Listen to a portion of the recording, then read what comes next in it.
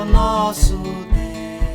Nesta manhã, eu quero estar falando sobre a prática da ousadia, ou a prática da coragem, os hinos cantados, os textos lidos, todos voltados para esse aspecto. Então, três textos que nós vamos ler aqui, para a gente poder estar caminhando nesse tema. Efésios capítulo 3, verso de número 12, Efésios 3, 12, abre aí a sua Bíblia em Efésios 3, 12, depois 2 Timóteo 1, 7, então o primeiro texto que eu vou ler, Efésios 3, 12, depois eu vou ler 1 Timóteo 1, 7, depois eu vou ler Hebreus 4, 16, eu vou repetindo aqui os textos à medida que eu for lendo, tá bom? Então, Efésios 3, 12, 3, 12.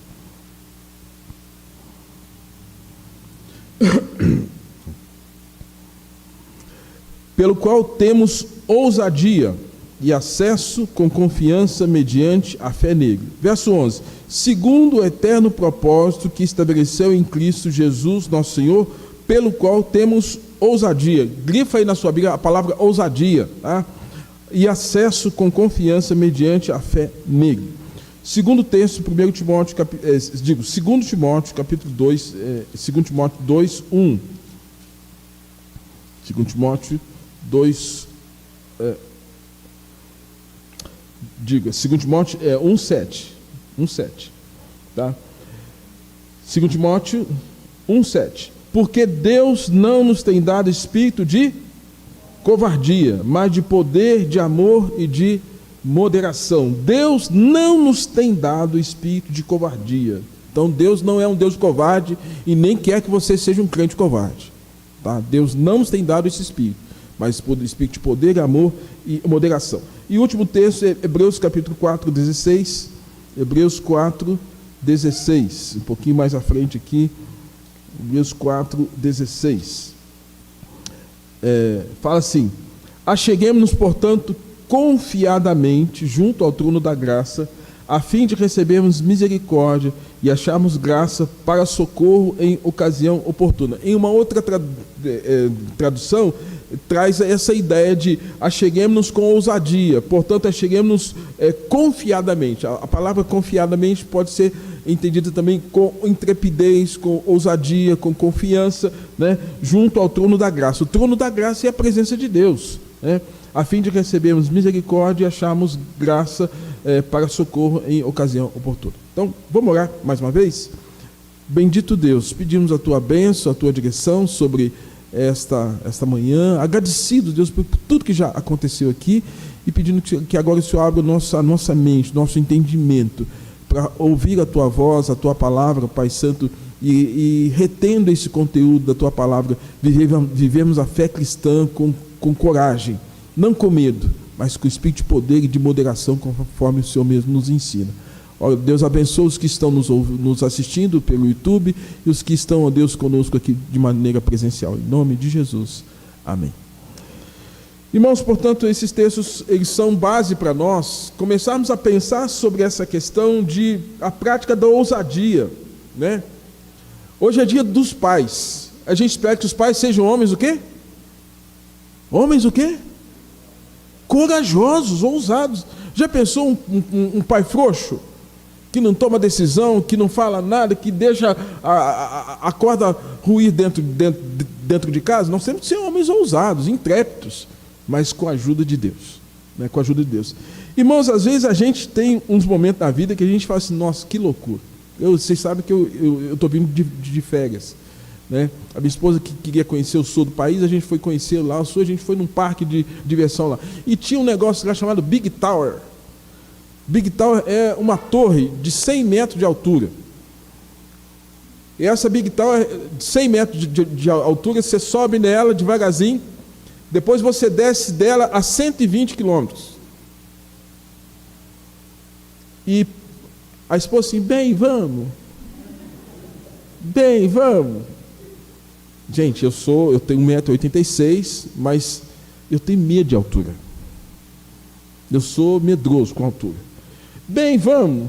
Aí a Bíblia fala: tudo sofre, tudo crê, tudo espera, o amor jamais acaba. Aí, por amor, eu fui nesse, fui no outro negócio lá. depois eu falo com vocês. Subi lá, aí vai aquele negócio igualzinho, elevador.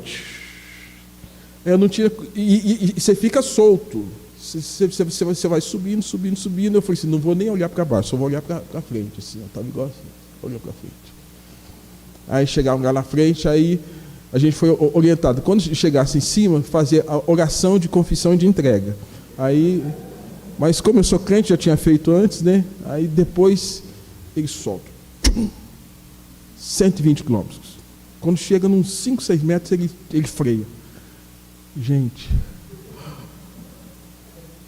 eu quase morri. Aí a dona lá, a minha mulher tá doida, gente. Conversa com ela depois, viu? Falei assim, bem, vamos no outro brinquedo? Como é que é esse brinquedo? O brinquedo é uma montanha-russa invertida.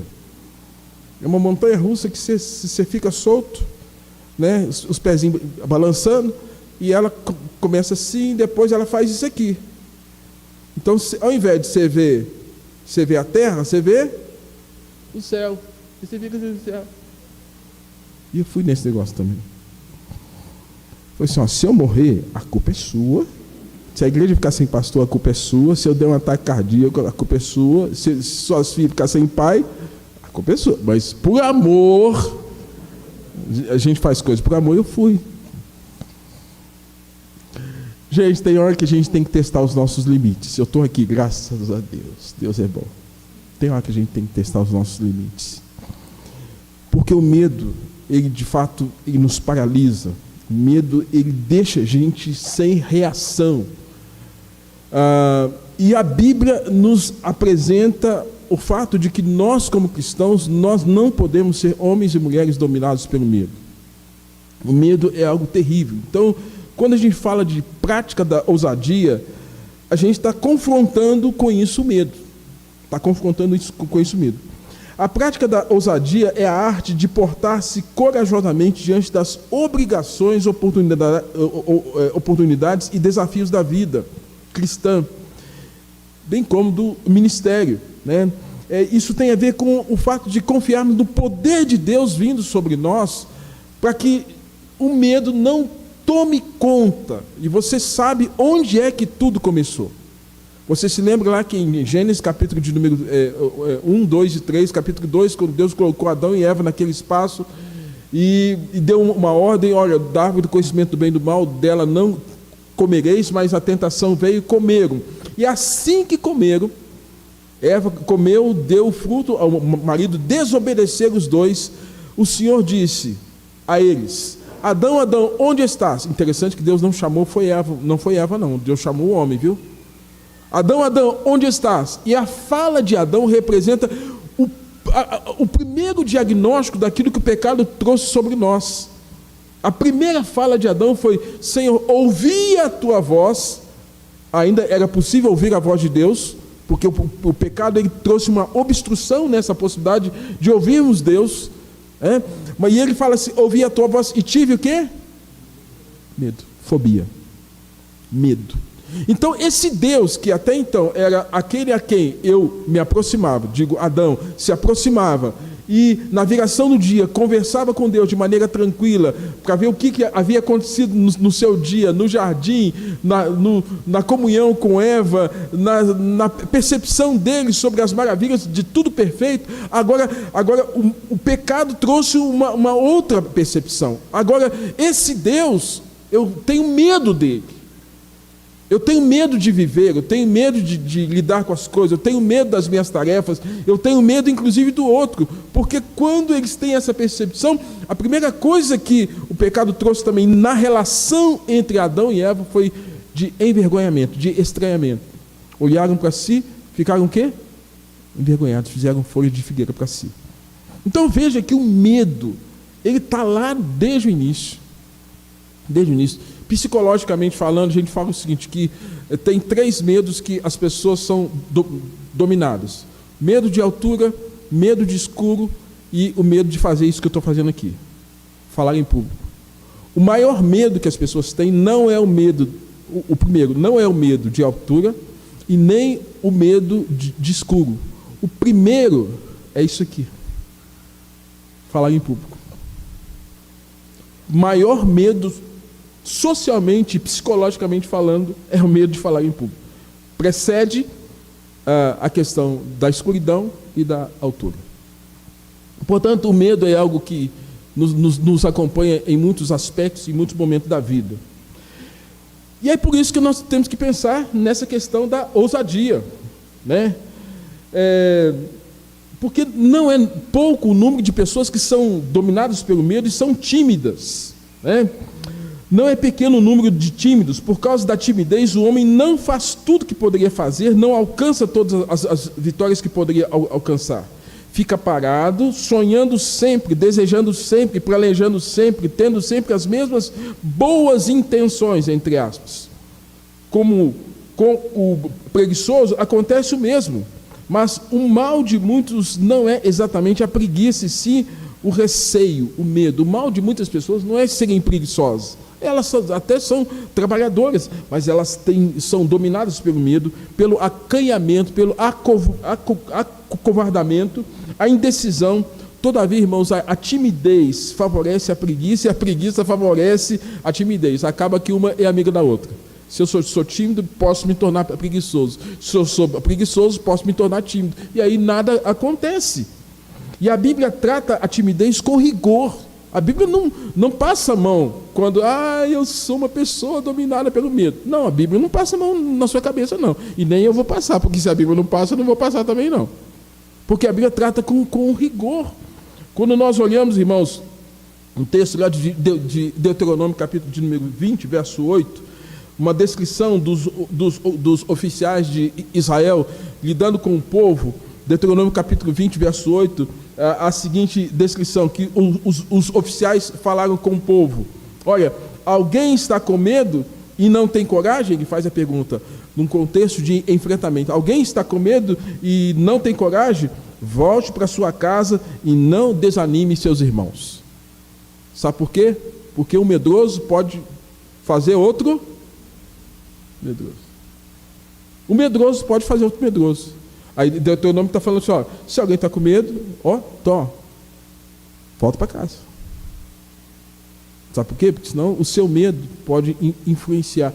Gente, a gente pode criar um nível de fantasia em relação ao nosso medo, de coisas que não existem, influenciar para que o outro entre na mesma fantasia, na mesma loucura que a gente, ou na mesma percepção errada que nós podemos ter. E, consequentemente, esse nosso medo fazer com que o outro também seja dominado pelo nosso medo. Tá? Jesus, ele tratou com rigor. Marcos 4, verso de número 40, Jesus está chamando a atenção dos seus discípulos, quando ele diz assim: por que sois tímidos? Jesus está dizendo isso para os discípulos. Por que vocês são tímidos assim? Por que vocês são medrosos assim? O medroso, irmãos, ele precisa descobrir as razões da sua timidez e livrar-se dela. Tá? Então, eu às vezes passo, até pelo fato de ser também da área psíquica, né, como psicólogo, eu me permito às vezes enfrentar alguns medos e lidar com algumas situações, até para que isso possa ser vencido. Eu confesso que em uma outra situação da vida, eu sou um bom martelo dentro d'água. Martelo dentro d'água, o que faz? Afunda. Eu consigo dar braçada, mas se eu parar de dar braçada, eu não consigo boiar. Aí uma vez a gente estava num lugar, numa praia, e as filhas, a esposa, eu falei assim: Deus, e agora? Todo mundo ganhou aqui. Eu me permiti. Aí peguei o macarrãozinho, fui devagarzinho na borda do barco, e fui, peguei o macarrãozinho e fui, desci. Pai, pula! Pula, pai! Filho, né? Corajoso. As duas, então. Boy igual. Mas eu fui enfrentando os meus medos. E, gente, a gente tem que fazer isso. A gente tem que enfrentar os nossos medos. Imagina, eu já disse para vocês, eu era o gago metralhador. Imagina eu, gago, pedindo uma moça para namorar. Tá rindo, Hebe? Porque nem eu sei. Tá rindo porque nem eu sei. Imagina. Se eu ficasse dominado pela minha limitação de fala, se eu ficasse dominado por isso, eu não seria pastor. Eu me permito enfrentar os meus com a ajuda de Deus. Porque a Bíblia chama a minha atenção quanto a isso. Ousadia, irmãos, não é esbravejar, não é nada disso. Ousadia não é esbravejar, ameaçar, fazer barulho, basofiar ou prometer mundos e fundos, chamar atenção, desafiar a adversidade ou os adversários, subir acima das nuvens do céu. Ela não é outra coisa senão dar conta do recado com permanente disposição e com prudente acompanhamento da modéstia cristã. É saber que Deus está com você, é saber que você depende de Deus, que sua vida está nas mãos do Senhor, para que você enfrente os seus medos. E aí, para enfrentar o medo, eu preciso de coragem. E nós lemos 3 textos aqui, de Efésios, de Hebreus, de Timóteo, onde a Bíblia nos informa acerca do fato de que precisamos ter essa coragem. A ordem de Deus é ser forte e corajoso. É muito insistente nas Escrituras essa palavra dirigida ao povo de Israel. Em muitas e diversas ocasiões, por exemplo, com Moisés. Moisés chega o momento que o Senhor diz a ele, ser forte e corajoso. Depois que Moisés morreu, e gente, pense numa liderança icônica, um ícone como Moisés, que liderou mais de 2 milhões de homens, sem contar mulheres e crianças, numa jornada, tirar do Egito e levar para a terra prometida. Pensa na liderança de um homem que tinha sobre si a ordem de Deus de ser esse libertador, esse líder. Agora Moisés é morto. Quem é que vai substituir esse cara, esse homem tão icônico, tão famoso, tão diferente? Quem é que vai fazer aquilo que ele fez? Muitas vezes não acontece assim. Às vezes a gente tem a figura de um pai, de uma mãe, de um líder que é tão significativo que a gente fala assim, gente, nunca ninguém vai fazer aquilo que ele fez. Aí Deus dá a ordem para que você faça, para que você seja, e você fala, não, eu não vou fazer, sabe por quê? Eu não vou ser nunca como ele. Então quando você pensa assim, você já está sendo dominado pelo medo. Aí Deus chama Josué. E Josué, como a gente, dá as mesmas desculpas. As desculpas de Josué, Senhor, Senhor, não dou conta disso não. E a palavra do Senhor, no capítulo de número 1, do verso 1 ao verso 9, como foi lido aqui agora há pouco, o Senhor está falando, Josué, ser forte e corajoso. Não te mandei eu estou te falando. Então pensa, irmãos, a gente fica teorizando esses textos, né? Pensa agora assim, de maneira física. Às vezes a gente pensa assim, Deus está falando com Josué, então é uma voz. Agora pensa na pessoa física do Deus encarnado, Jesus de Nazaré, conversando com Josué e falando, Josué, meu filho, para com isso, deixa esse medo. Vai ser tímido até quando? Vai ser dominado por esse tormento até quando? Ser forte, corajoso, levanta, não desvie nem para a direita nem para a esquerda e faz o que você tem que fazer. Irmãos, quando a gente olha para essa cena, olhando para o Cristo encarnado, porque Deus já estava no Velho Testamento, Cristo já estava no Velho Testamento, a gente sempre pensa na voz de Deus, a voz de Deus. Não, Jesus estava lá também, e Jesus falando com Josué, para que ele tivesse esse encorajamento para fazer aquilo que ele precisava fazer, a despeito da figura icônica de Moisés, que havia morrido e que o próprio Deus ocultou o corpo dele. Rei Ezequias foi outro, que Deus dá também essa palavra de encorajamento.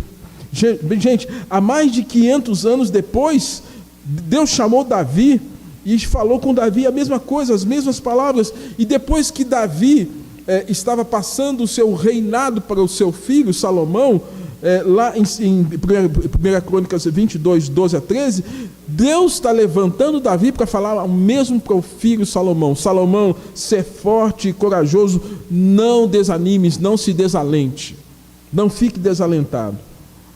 E aí, irmãos, quando a gente parte para o Novo Testamento, Jesus usava as mesmas argumentações, e com frequência Jesus dizia para várias pessoas, e a expressão que Jesus usou não foi a mesma, mas o sentido era o mesmo lá do Velho Testamento, quando Jesus usava muitas vezes a expressão tem bom ânimo.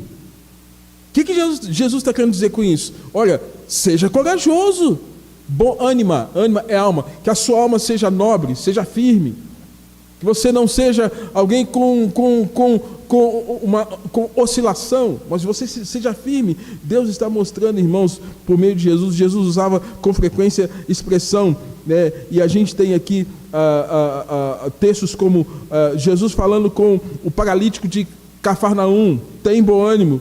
Jesus falando com aquela mulher hemorrágica que há muitos anos sofria de uma hemorragia, tem bom ânimo. Jesus falando aos seus discípulos desanimados, desencorajados, tem bom ânimo. Jesus falando ao cego de Jericó, tem bom ânimo. E mais uma vez, irmãos, Jesus falando aos seus discípulos, quando os seus discípulos estavam ali vendo que o mundo dominado pelo pecado não inspirava, não gerava nenhum tipo de expectativa de coisa boa, e Jesus chega para os seus discípulos e fala o seguinte: no mundo passais por aflições. Aí o que ele fala depois? Coragem, tem bom ânimo. No mundo, vocês estão vendo aí o mundo setorizado, maldade, questões políticas, questões econômicas, pandemia. Não olhem para o mundo, olhem para mim e tenham bom ânimo.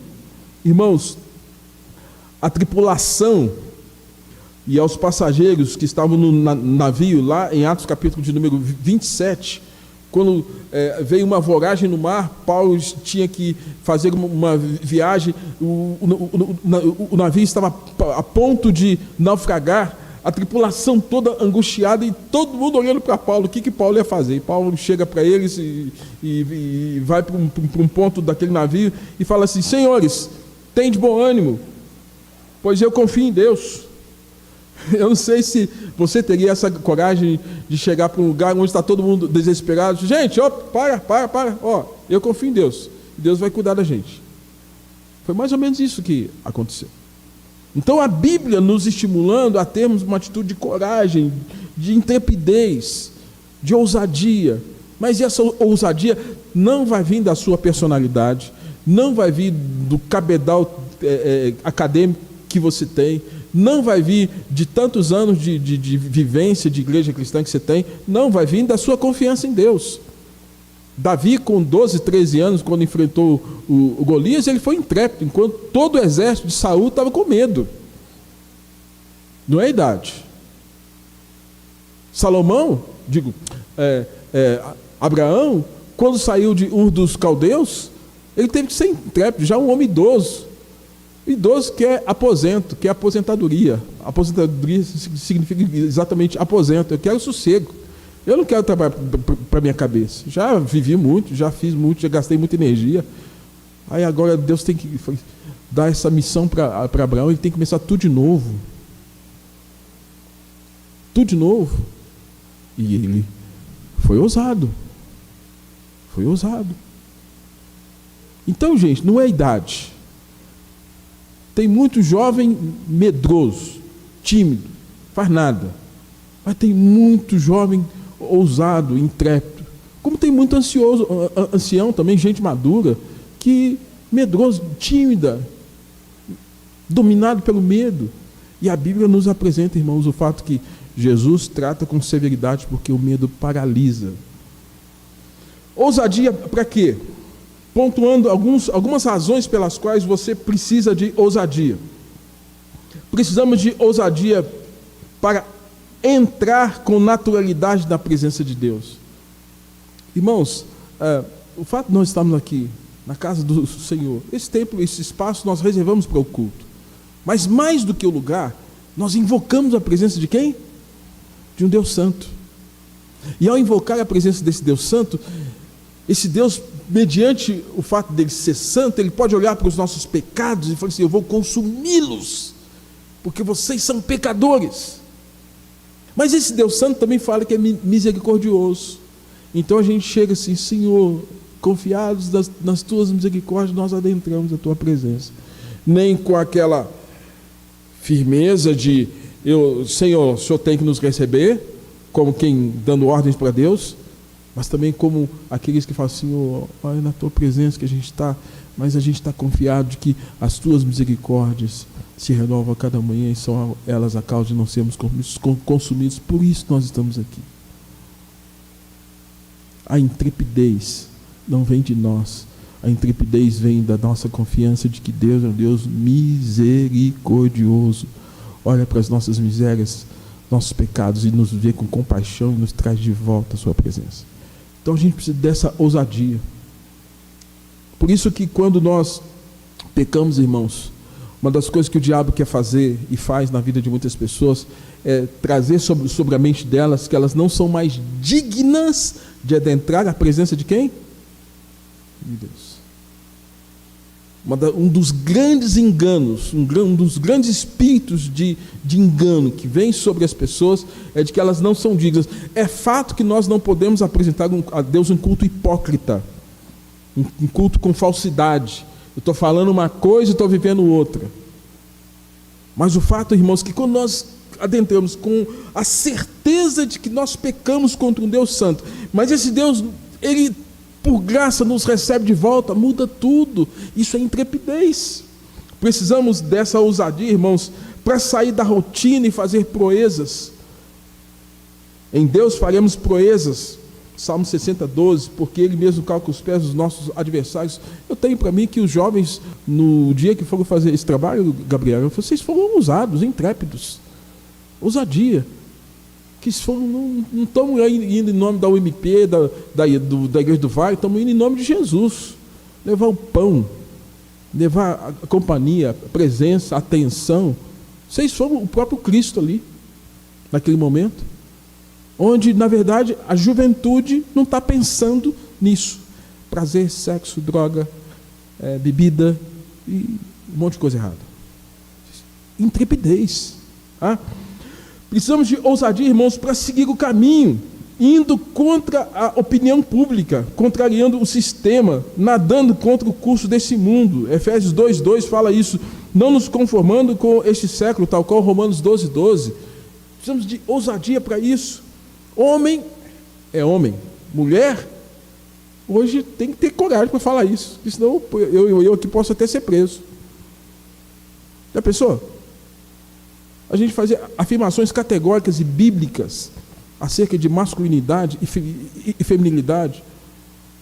Foi sempre isso que a Bíblia nos ensinou, é sempre isso que a biologia mostrou, e agora a gente está tendo que, não é bem assim, agora tem um X alguma coisa. Não é mais XX e XY, é X mais alguma coisa. Não dá, né? Tem que ter intrepidez para falar isso, irmãos.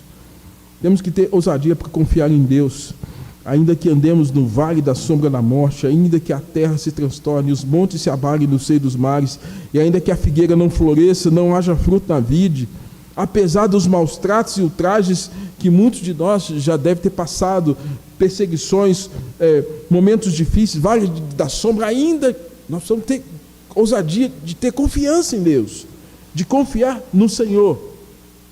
Precisamos de ousadia para tornar conhecido o Evangelho do Reino de Deus, para anunciar a palavra, para pregar o Evangelho, para ensinar as verdades de Deus que mudam o coração do homem, apesar de todo desencorajamento, desinteresse, de zombaria.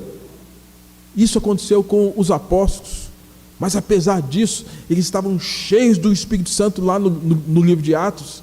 Atos capítulo 4, fala que quando Pedro e João estavam ali, quando eles haviam curado o coxo, que estava pedindo esmola à porta do templo, ele falou: olha, nós não temos ouro nem prata, mas o que nós temos nós vamos te dar, em nome de Jesus, levanta e anda. O coxo levantou e andou. Isso criou um certo incômodo, e depois as autoridades religiosas queriam calar a voz de Pedro e João, porque fizeram aquilo.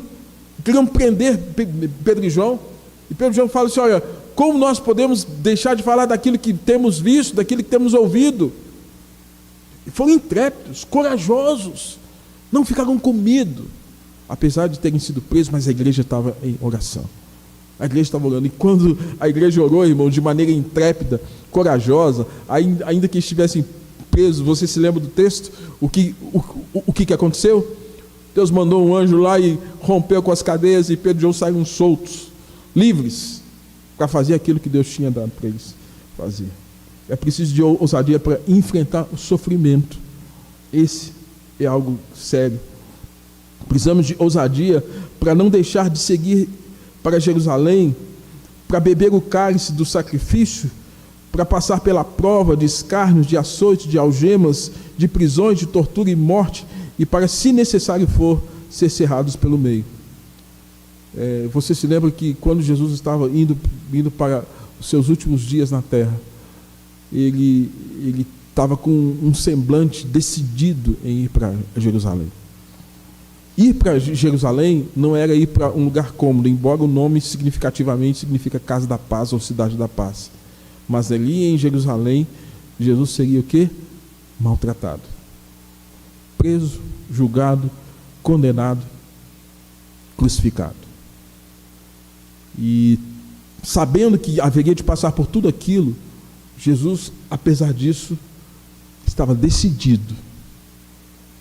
E é interessante que a decisão de Jesus é a certeza daquilo que ele haveria de passar, porque ele sabia que o Pai não o abandonaria, embora que naquele momento da crucificação ele sentiu um certo abandono do Pai, mas foi temporário, porque ele havia feito pecado por nós. Mas o próprio Jesus nos mostra, irmãos, que nós temos que ter uma capacidade de resiliência. Resiliência significa o quê? Deixa eu pegar aqui um exemplo, que eu acho que fica mais fácil para que vocês entendam. Tenho aqui essa caneta. Essa parte plástica é mais dura. Se eu fizer uma pressão sobre ela, o que vai acontecer? Então, ela não resiste se ela sofrer uma pressão mais forte. Se eu apertar um pouquinho mais, ela vai rachar, vocês vão assustar. Eu não vou fazer isso. Ao mesmo tempo, eu tenho essa outra parte interna dela aqui que tem a tinta. Ó.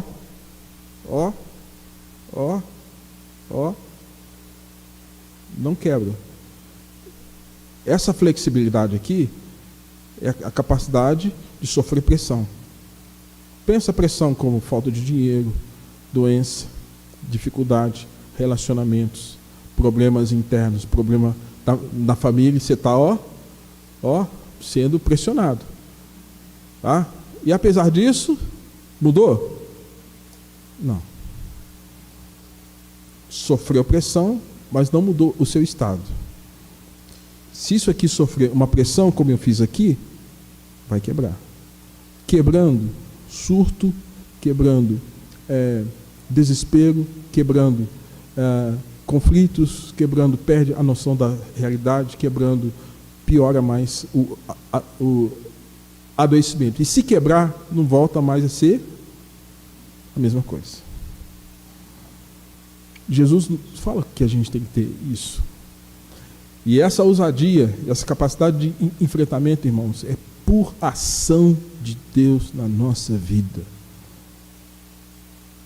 Se Deus não estiver conosco, o apóstolo Paulo ele vai dizer depois: nem morte, nem vida, nem anjos, nem principados, nem potestades, nem as coisas do presente, nem as coisas do porvir, nada poderá nos separar do amor de Deus que está em Cristo Jesus. Porque esse Deus nos garante, nos permite ter essa capacidade de enfrentamento. E aí as bases, irmãos, para que a gente possa ter essa ousadia, a primeira delas é a presença de Jesus e a presença do Espírito de Jesus sobre a nossa vida. Vamos repetir Atos 1:8? Vamos lá? Atos 1:8, sem ver a Bíblia, consultando, você que é crente velho aí. Vamos lá? Mas recebereis poder ao descer sobre vós o Espírito Santo, e sereis minhas testemunhas, tanto em Jerusalém, Judéia, Samaria, até os confins da terra. Mas recebereis poder. Qual poder? Político, psicológico, social, administrativo? Qual poder? Qual poder? Espiritual. Poder do Espírito Santo. Para ser testemunha. A palavra testemunha no grego é amartia. Amartia é aquela pessoa que está ali até para sofrer por conta daquilo que ela diz. Uma testemunha, ela está disposta, assim, ó, eu estava lá, eu vi, ainda que eu pague o preço com a minha própria vida, de ter dito que eu vi e estava lá naquele lugar. Nós aqui somos testemunhas de quê? Desse Cristo que veio ao mundo, que morreu, que ressuscitou de entre os mortos, e hoje tem muita gente que quer anular ou cancelar a mensagem do Evangelho. E a gente está aqui dizendo, em pleno 2021, nós cremos no Evangelho. Nós cremos na palavra, nós sabemos que é isso que vai mudar a vida das pessoas, nós sabemos que é isso que Deus vai trazer, graça, salvação e esperança de vida eterna para a vida do homem e da mulher, para a família. E o mundo hoje quer cancelar essa mensagem. Mas nós somos testemunhas disso, porque sobre nós veio o Espírito Santo. As bases da ousadia é a esperança. A Bíblia nos ensina, irmãos, que o Senhor é a nossa fortaleza e faz que os nossos pés sejam como da costa e nos faz andar altaneiramente. Altaneiramente. As bases, Jesus, o Espírito Santo, a esperança cristã, a oração. Terceira base da ousadia é a oração. Atos capítulo 4, verso 3, irmãos, diz que tendo os discípulos orado, ou tendo a igreja orado, tremeu o templo onde estavam reunidos, todos ficaram cheios do Espírito Santo e com intrepidez anunciavam a palavra de Deus. A intrepidez veio por meio da oração. A comunhão com Deus. A comunhão com Deus, irmãos, é imprescindível para que nós caminhemos nessa ousadia, nessa intrepidez da vida cristã. Os sucessos acumulados, a experiência obtida também são uma oportunidade que nós tenhamos para que possa corroborar, para que a gente possa ter, digamos assim, a prática da ousadia. E foi isso que aconteceu com Davi, quando explicou ao rei Saul por que ele tinha enfrentado o Golias. O que tinha acontecido com Davi antes de enfrentar Golias? Você se lembra? Davi fala assim, ô rei, eu estou aqui para enfrentar esse filisteu que está afrontando o meu Deus e o povo de Deus. Sabe por quê? Porque antes dele eu enfrentei um urso. Lembra disso? Eu enfrentei também o quê? Um leão. Gente, Davi viu um leão lá e mandou ver ele. Viu um urso, o urso tentando alguma coisa, também destruiu. Para sobreviver. Esse 2,90 m, fichinha. Pegou a funda e a pedra na testa do gigante. Gente, ousadia. Às vezes, algumas experiências de vitórias que nós obtemos em Cristo Jesus, e vitórias essas, as quais nós vemos que foi Deus que nos deu. Não é ponto de orgulho para nós, é para a glória de Deus, mas Deus já me deu tantas vitórias na minha vida, e se eu tenho que enfrentar mais alguma situação, eu sei que no meu currículo de vida cristã, o Senhor estava comigo, não vai deixar de estar agora. E o estímulo alheio, que é o quê? Ser encorajado. A gente sabe que Paulo muitas vezes orou, quando Paulo fala lá em Gálatas capítulo de número 6 sobre a armadura espada do Espírito, capacete da salvação, toda a armadura, ele chega a dizer assim, olha, no final, orai também por mim, para que com intrepidez eu pregue a palavra. Então Paulo está falando, eu preciso que vocês olhem esse encorajamento, esse estímulo que vem do outro. Por isso, irmãos, as nossas palavras uns para com os outros, elas devem ser muito sábias. Às vezes alguém está fazendo alguma coisa legal e a gente já, porque não é a gente que está fazendo, a gente quer jogar água fria. Não, vamos encorajar. Não, o que você fez foi legal, o que você está fazendo, a sua vida está sendo legal, eu estou aprendendo com você, né? Isso vai encorajar para que a pessoa possa o que fazer? mas se fazer de novo para Deus. É fato que quem escuta tem que saber, não, tudo bem, esse elogio não é para minha glória, esse elogio me encoraja, mas não é para minha glória, é para a glória, porque tudo que fizeres, fazei para a glória de Deus. Agora, irmãos, para a gente encerrar, passei apenas 5 minutinhos aqui. Existe uma ousadia pecaminosa. Ousadia pecaminosa tem a ver com o quê? O ímpio também pode ser ousado. E Paulo se queixa de alguns que, de alguma forma, tinham uma certa ousadia pecaminosa. Eu quero encerrar lembrando de Davi, que ele teve uma ousadia pecaminosa. Pensa Davi perdendo esse foco da presença de Deus, da direção de Deus, e Davi fala assim: nossa, aquela dona Batseba, o marido dela está lá na batalha, vou fazer um negócio para ele morrer. E Davi trabalha isso.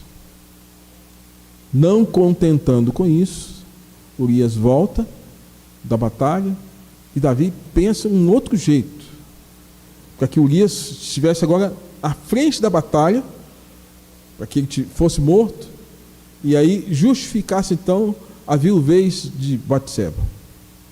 Não foi uma ousadia? Ele não foi ousado? Ousadia para o pecado. Às vezes a gente tem umas loucuras dessas também. Ousadia para fazer coisa errada. Não, tem coragem. Bate no peito. Eu me lembro que meu irmão, nos tempos de muita bebedeira, alcoolizado, ele falou: eu faço isso mesmo. Confrontando meu pai, minha mãe, a mim, meus irmãos. E parece que a bebida, ela traz coragem, né? E às vezes, irmãos, o pecado enebria tanto o indivíduo que ele fica corajoso para fazer mais coisa errada ainda. É por isso que a gente está vendo aí as coisas erradas, cada vez mais o pecado chamando outro pecado, as autoridades que nos governam, cada vez mais coisa errada acontecendo porque são ousados para pecar. E parece-me que hoje a grande virtude não é mais ser uma pessoa sensata, coerente, correta, que faça as coisas certas, mas a grande virtude é ser esperto, espertalhão, ser ousado. Né? Tem até um samba aí que tem esse nome, não tem? Acho que é o Tiaguinho que canta essa música. Ousadia, não sei o quê. Foi até tema da Copa. Ousadia para pecar, irmãos, essa eu não quero e nem você deve desejar. Às vezes ela até vem, porque a gente fica meio enebriado pelo pecado. Mas a ousadia para viver a vida cristã, essa você e eu precisamos ter. Essa você e eu precisamos desejar e falar: Senhor Deus, me revista com o teu Santo Espírito, para que eu viva a tua palavra e não me permita ser dominado pelo pecado. Amém?